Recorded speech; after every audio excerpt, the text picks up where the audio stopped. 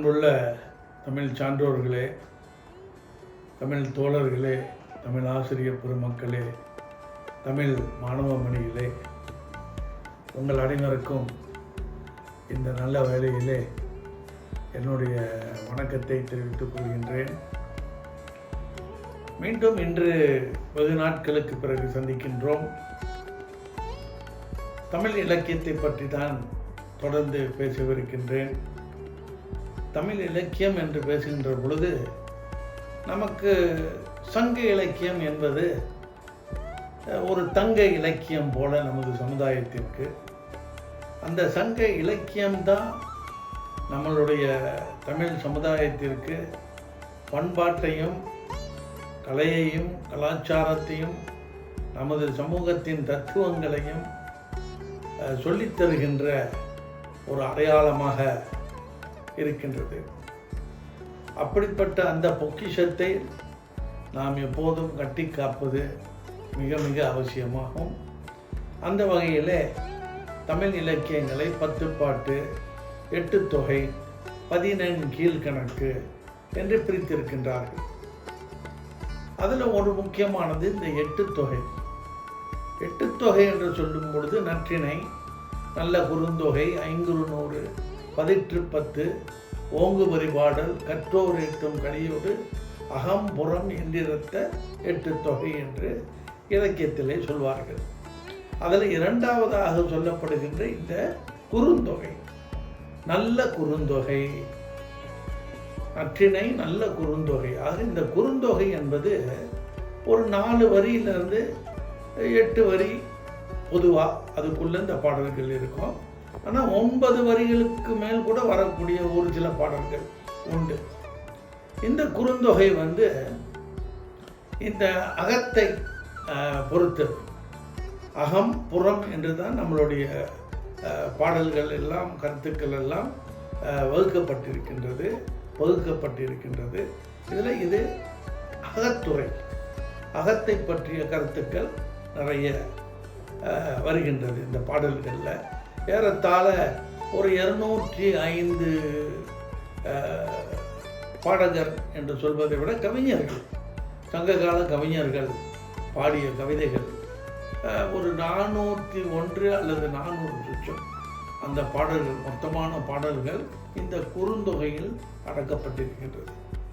இதை தொகுத்தவர் பூரிக்கோ என்ற ஒரு பெரிய கவிஞர், பெரிய புலவர். ஆனால் நிறைய புலவர்கள் பாடியிருக்காங்க. அப்போ இது அகத்துறையை சேர்ந்ததாக இருந்தாலும் பெரும்பாலும் ஒரு காதலை விவரிக்கக்கூடிய, அன்பை விவரிக்கக்கூடிய கவிதைகளாக இருந்தாலும் கூட சில விஷயங்களை நம்ம ஒப்பு நோக்கும் பொழுது குற்றவியலுக்கு பயன்படுத்தப்படுகின்ற அளவுக்கு ஒரு சில கருத்துக்கள் அதில் மறைந்தும் விரைந்தும் இருக்கின்றது.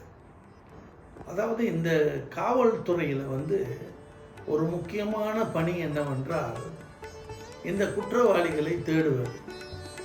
ஏனென்றால் யாரும் குற்றம் செய்துவிட்டு அங்கேயே உட்கார்ந்து இருப்பதில்லை. எல்லாம் ஓட்டம் பிடிக்கிறவங்க தான், ஓடி மறைபவர்கள் தான்.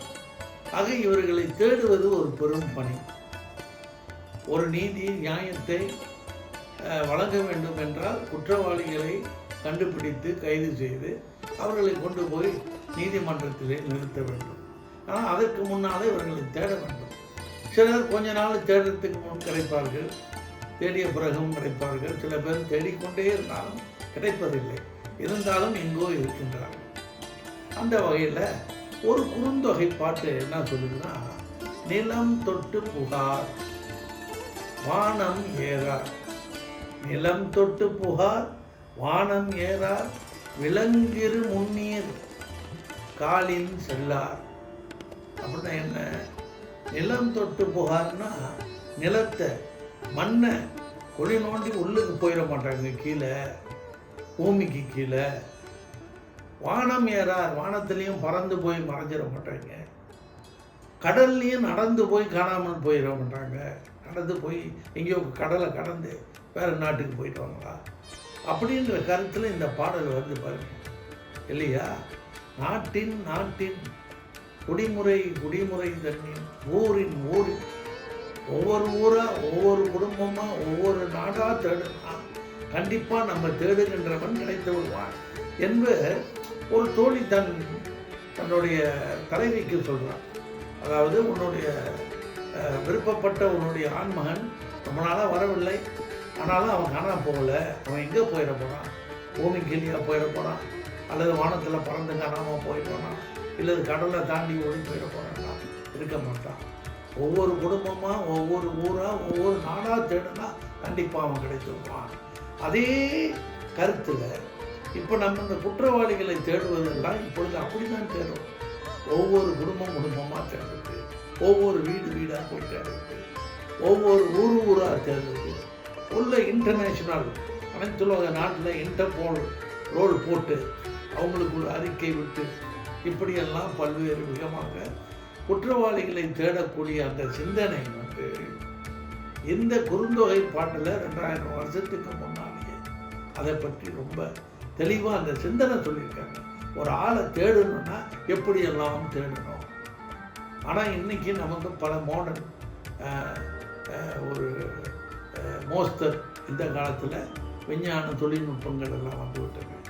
அவையெல்லாம் வந்து குற்றவாளிகளை தேடுவதற்கு நமக்கு உதவி செய்கின்றன. ஆனால் இது 2000 வருஷத்துக்கு முன்னே எப்படி தேட வேண்டும் என்பதை அவர்கள் சொல்லி தந்திருக்கின்றார்கள்.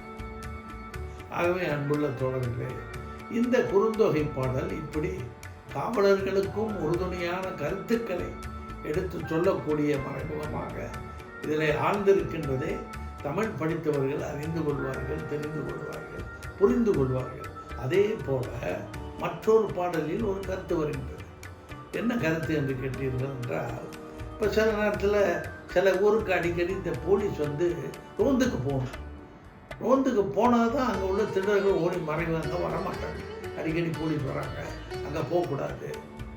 ஆனால் அப்படி அந்த வந்துட்டு அந்த போலீஸ்காரவங்க போயிட்டாங்கன்னா அப்புறம் அவங்க போலீஸ்காரன் வரல, இப்போ இல்லை, இங்கே அவங்க வந்துடலாம், அவங்களுடைய வேலையை செய்யலான்னு வந்துடுவாங்க.